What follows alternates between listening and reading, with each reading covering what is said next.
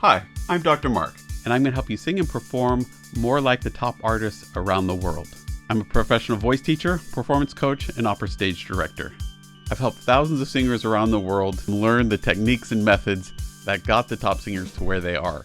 Let's talk about what makes BTS's performance of Home at the 2019 KBS Song Festival so awesome. Here we go.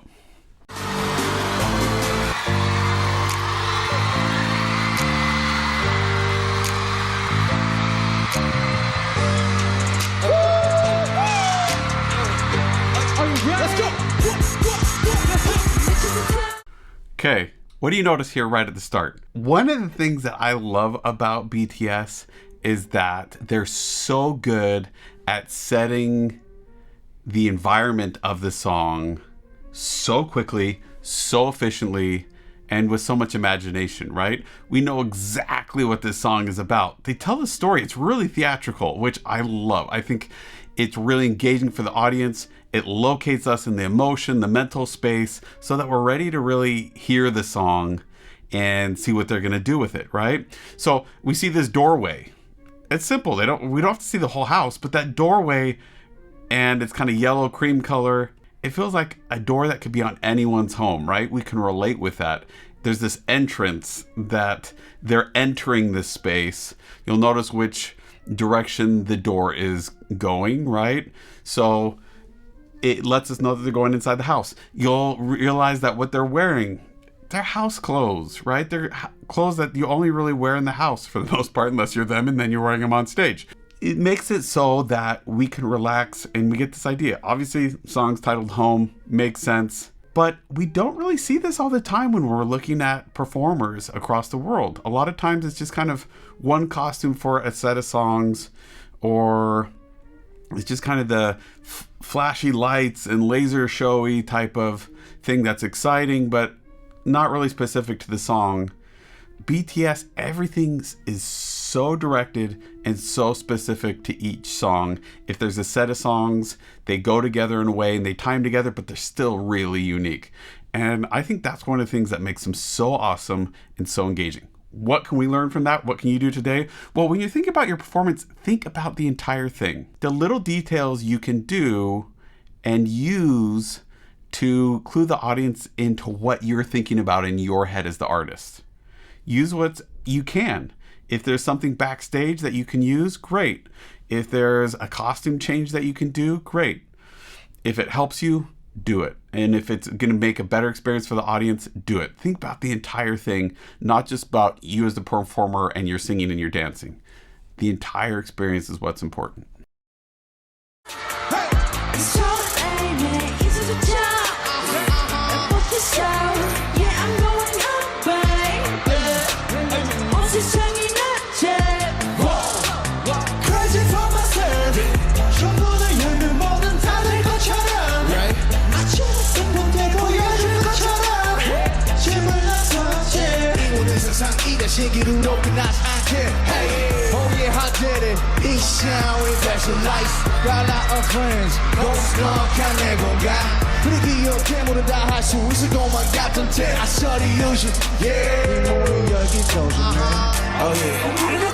Okay, other thing you're going to notice here, you're seeing that costume-wise, yeah, they're all different, and maybe they got to choose it on some level, but there's still a designer or someone helping them make sure that it all worked together with what they're wearing with the furniture and the door and everything else that's around them, right? There's a lot of reasons why that's really important. Not just from a visually, aesthetically pleasing standpoint, which is important, but if you can think about lights, right?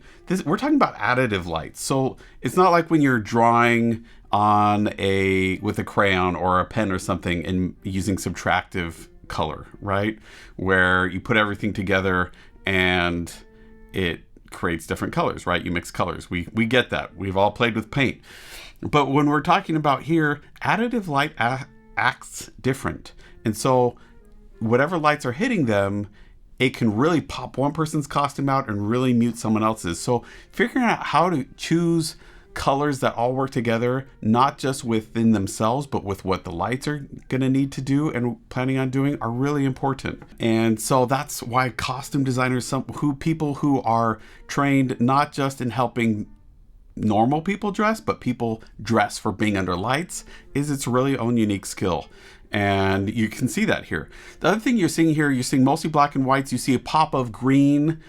And what's the other big color we see on stage? Red, right? So they balance off each other. And right here at the start, that's where our eyes are going. They're going back and forth between those two pops of color. And then we kind of wash it out with the blacks and whites. And then they're probably going to pop back in again, right?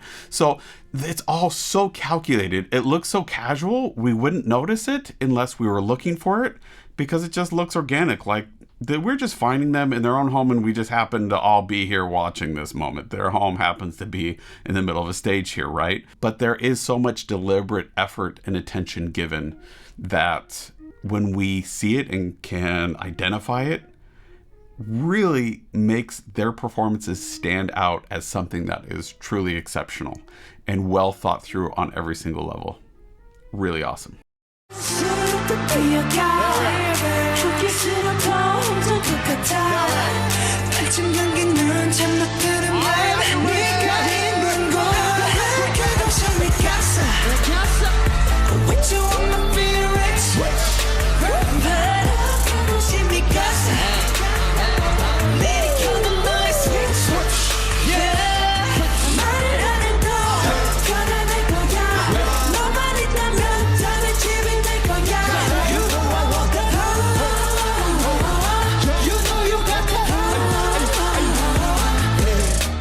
Okay, so why do we have this breathy singing sound with this kind of rap speech-like stuff under it?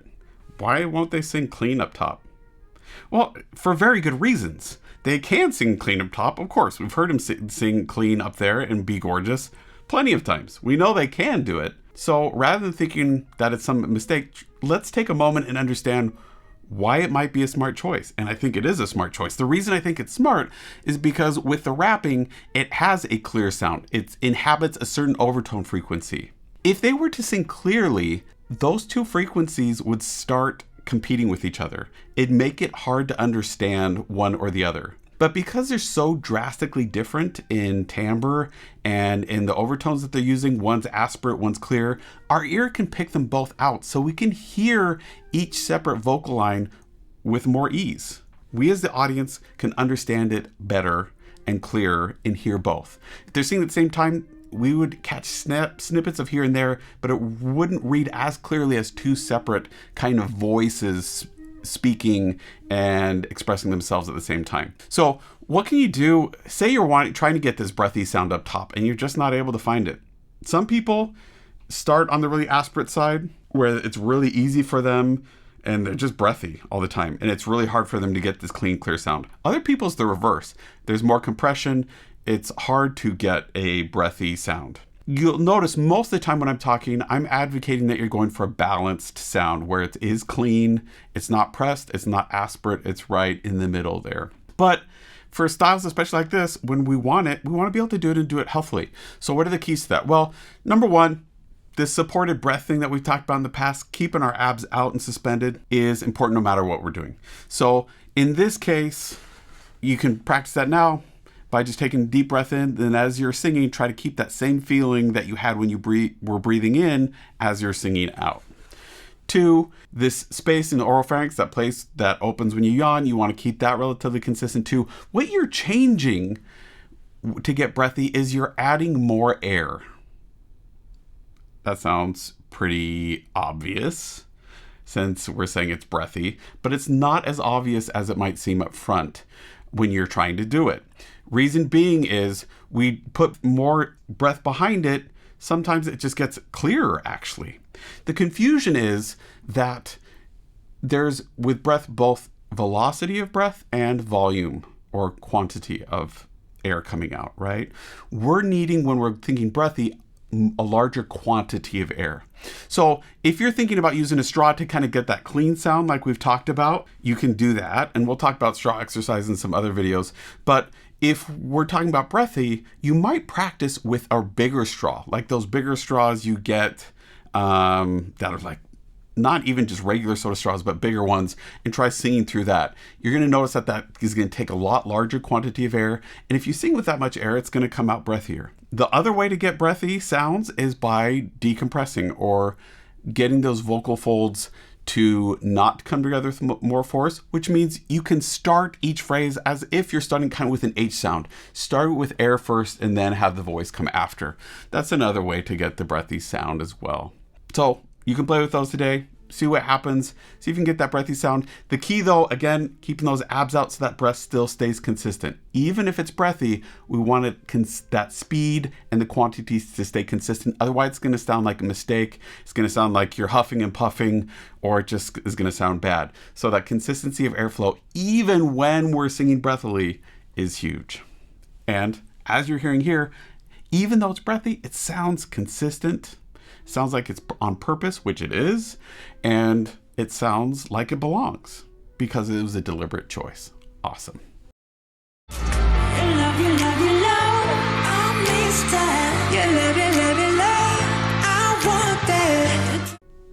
No longer rapping with it, so we get a clearer voice.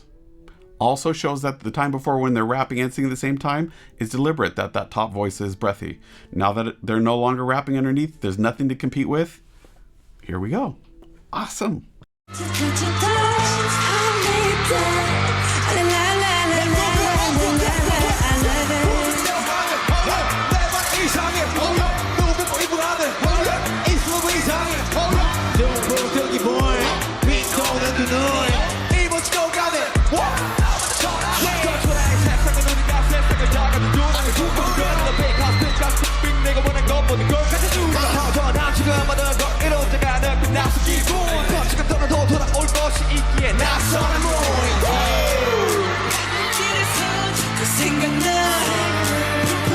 To go back to that breathy thing really quick, one of the reasons it's not as easy as it might seem is because there's a tendency when we sing breathy to collapse here in the back of our mouth and try to just do less. And that's actually going to create fatigue here and be really uncomfortable. Or this suspension that we're talking about down in our lower abs is just to let it collapse and do nothing.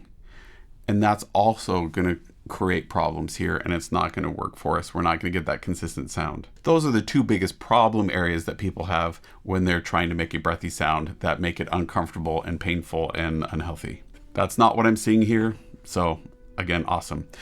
Cool thing here as we're watching is the amount of energy that they put into it. It's a chill atmosphere. They're supposed to be at home, right?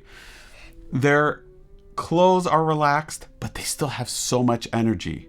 But it's not tense energy, it's flexible energy. That's important for both the singing and the performing. It lets us as an audience relax and engage and be excited without us getting tense and stressed. Really, really awesome example of that. How can you use that today? Well, even if you're just working on vocal technique, try just keeping things moving, relaxed, energized, and see what it does with your voice. Then try the opposite. Try staying energized but really tense energy. See what happens. Then try just doing nothing, just being lethargic, and see what happens. All 3 times, pay attention to what happens here in your throat, if it's easier to produce the sound or not. I think you're going to find the one where you're moving and just keep it flexible and high energy, this is probably going to work a lot better for you. And it's just naturally all of a sudden going to solve a lot of the problems that commonly happen when people are trying to sing and perform. They're awesome at doing this.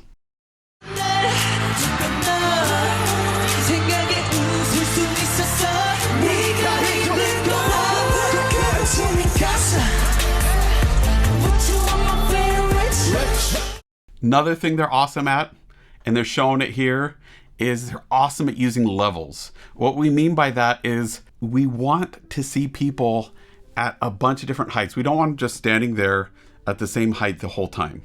We like as much visual variety as possible. So you notice they're like leaning down sometimes, other ones are standing up. Then we have RM in the back, right? And he's standing on a couch, bouncing up and down. They're finding as many levels as possible. That's helpful for 2 reasons. 1, like we mentioned, visual variety. 2, it's also helpful because then the audience can see more people. People just get buried, and it doesn't work as well It's not as visually interesting. It's more boring. It's more static. It's just eh. So if you're trying to figure out how to make your performance or your group look more dynamic, more interesting, more professional, more engaging, try to find as many different levels as possible. Have someone sit on the floor, kneel on the floor, sit on a stool, sit on a chair back, sit on a tall stool, stand, lean down, stand on top of something. Those are all different ways to get levels. So think about that. What are all the different ways that you can get levels and get variety over the entire show?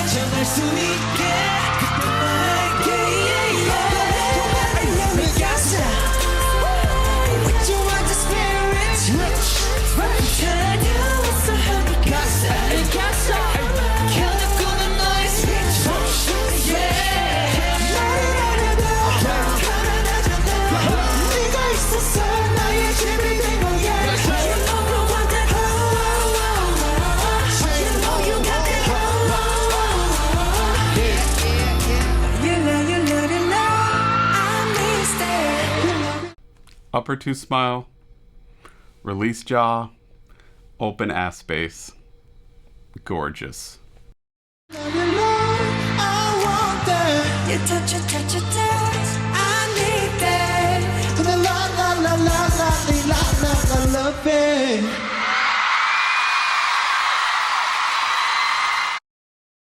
Okay, another reason I really like BTS and it's worth going back and watching is that when you're watching them perform, they're using their whole body. Now, obviously, a big part of their performing is dancing. Got it. But even without that, even when they're just doing rapping stuff, it's not really a dance moment. They engage their whole body. What gives away performance tension? What gives away that a singer is not really engaged in the moment, or that they're stressed, or it makes it feel unnatural, or there's a problem going on, is when there's at least one part of the body that's not responding to the emotion. The hands aren't moving. They aren't gesturing. They aren't free to move their body, their neck. Any of those joints that should be free to move. If it's rigid and stiff, performance is over. Unless they're supposed to be stressed and tense, in which case, then it'll work for you. Majority of the time, that's not the emotion that we're going for. So watch them. Pay attention to it. Then go back and video yourself as you're singing and performing. And pay attention. Where are the places in your body that like to freeze, get stiff, stuck, and just let them move? Do something ridiculous. Do it silly. Do it too big. Do it wrong. But do something. Don't let it stay frozen. If you want a voice lesson, a performance coaching, or want me to work with you or your group to help you sing easier, perform at a consistently higher level, book a time with me at mrperformingartsstudio.com. I look forward to working with you online. See you next time.